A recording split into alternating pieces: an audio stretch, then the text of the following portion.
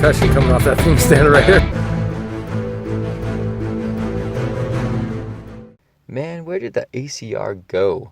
Once a shining pinnacle of modern tactical firearms standing aside next-gen gems like the SCAR, it's really been relegated to an afterthought in many circles. It is, after all, by most metrics, a commercial flop, especially when considering the hype surrounding the initial release. But that doesn't mean this rifle isn't excellent. It's actually pretty amazing. Now, there are a number of factors that led to its demise. Magpul selling the rights to the Masada to Bushmaster for starters, along with some growing pains with the initial release. And I mean like aching, crying in your bed, can't go to sleep growing pains. Early models were plagued with all sorts of issues, ranging from the barrel wrench coming loose, slam fires and sporadic doubling, extractor issues, undersized roll pins in the charging handles, thin barrel spacers, the list goes on, and is far longer than what's acceptable. So it's not hard to see why shooters were turned off after the initial release. To be fair, Bushmaster did remedy virtually all of these problems as time went on. But that sour taste in the mouth just never fully disappears, and the damage was done. You might have noticed that Remington is in charge of ACR production for the military and feds, while Bushmaster, on the other hand, takes care of us civvies along with state and local law enforcement.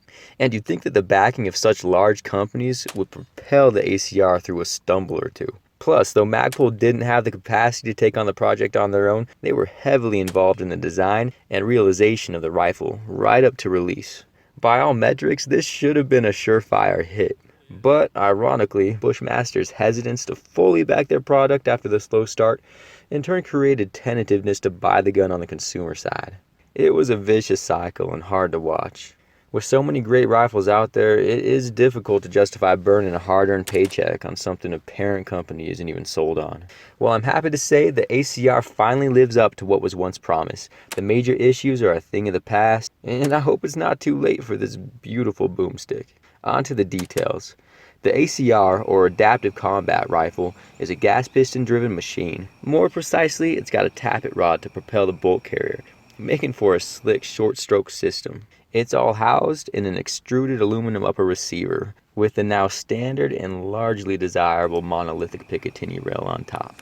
The gas block enables suppressed or unsuppressed settings on the fly, allowing you to run a can without overstressing your internals and eating unbearable quantities of gas. The bolt is the proven and very familiar 8-lug rotating variety, and as a result, reliability has been excellent. I've had no stoppages, running wet, running dry, the entire time, nothing. The only thing I can note is the bolt did fail to hold open on the last round once, but I have a feeling that was the magazine, as it's induced the same issue on other rifles. Now take a look right here. I've heard some complaints about this large gap between the bolt carrier and receiver wall. I admit, it looks like the red carpet was laid out for dirt and debris to jam up your gun. But hold up, this was no brain-numbing oversight by Bushmaster. In reality, this space was specifically designed to help shed the gunk that gets in, providing an egress for it to escape. In theory, anything that gets in there will fall free as you fire. Whether this works as well as a sealed system, I have no clue. There are ultra-reliable platforms going both ways, but it seems to work perfectly for the ACR. And as far as me running it dry, even the manual suggests that after you clean and lube it, you wipe it all down before you shoot. The melanite coating on the working components seems to do its job, as I've run it dry for a few hundred rounds, no issues. The bore is also melanited and is going to last longer than most owners will ever shoot, and it retains solid accuracy. You can expect this thing to shoot about 1 MOA with match ammunition, and from 1.5 to the 4 MOA range with most off-the-shelf loads. Though watch out for heavy bullets, the 1 in 9 twist is not ideal for heavier projectiles, but if you stick around the 55 grain range, it's going to outshoot the average AR easily. And that's with the terrible stock trigger. Yeah, the break isn't the worst, but it's heavy as lead. Mine's right around 9 pounds. It's not too creepy, and the reset's just average. Anyway, a Geisley trigger would be a wise investment. But this heavy trigger for some reason has become a standard with these modern rifles out of the box. Back to the barrel. Removing it is slicker than butter. Pop a pin, twist a hinge barrel wrench, and out she comes. Easy caliber swaps were the original plan and a huge selling point for the ACR. The problem is, Bushmaster never released the promised caliber conversions. Yeah, way to drop the ball, Bushmaster.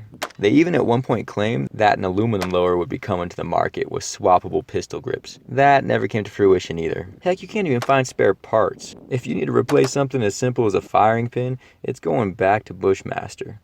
Triple fail. On a more positive note, the polymer lower and furniture are all made by Magpul and have that quality feel you'd expect from the king of plastic. The ACR was released in two versions, the enhanced and the basic. The basic includes a fixed stock and polymer handguard, while the enhanced, like mine right here, gives you an adjustable folding stock and three-sided aluminum handguard. While for me the enhanced stock is a definite must, the aluminum handguard makes an already very nose-heavy rifle a little awkward. It's constantly begging for a nosedive. That said, the basic handguard only saves about 2 ounces, so the front's going to be pulling down either way. The rifle as a whole at roughly 8 pounds 3 ounces, empty, no optics, is a little on the heavier side, but not unreasonable by any means. It's just the way it's balanced that makes it feel heavier. And though it's not ideal, it just takes a little getting used to. After that, the recoil impulse is real pleasant. Again, outperforming your average AR. The stock is straight on point. Out of the box, it's one of my very favorites. The lockup is solid, virtually no wiggle at all. The size is right and the weight is reasonable. Length of pull adjustments are easy and smooth, with 7 positions ranging from 11 to 14 inches. Plus on top you've got 2 settings for comb. It is a little strange that the comb can only be raised when the stock's extended, as you'd certainly want your consistent cheek weld when the stocks collapse, say while shooting with body armor. But you can learn to live with that.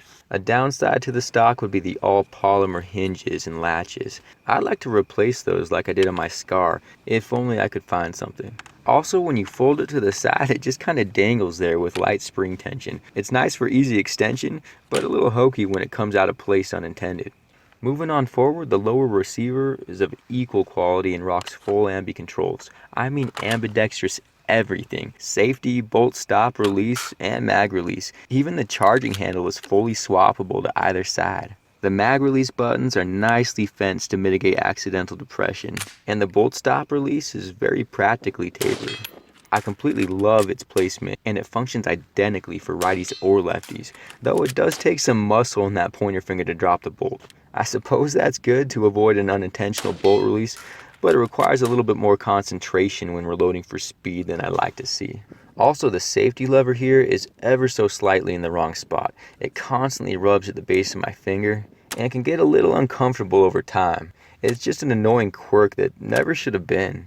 Now the charging handle is almost perfection. It's angled to that sweet spot to keep you from losing skin on optics, and the polymer texture is comfortable and grippy. Plus the location is great. It just might be my favorite charging handle out there, on any gun. Oh, and I should note, it is non-reciprocating.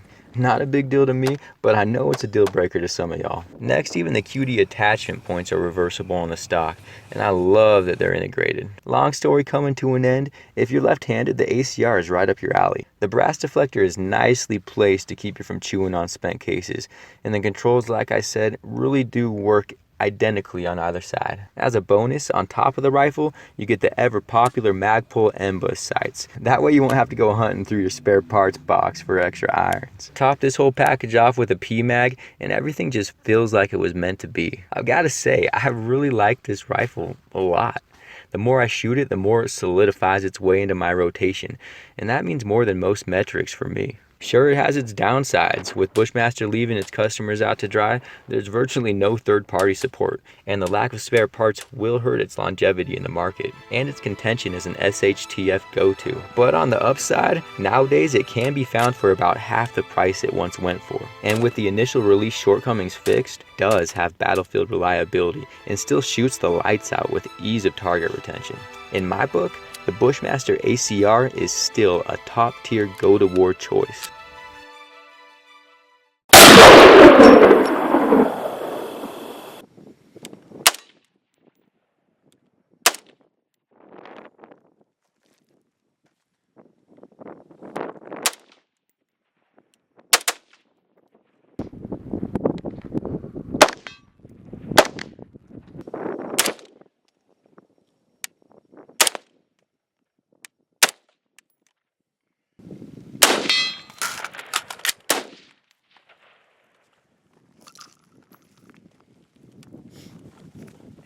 It works.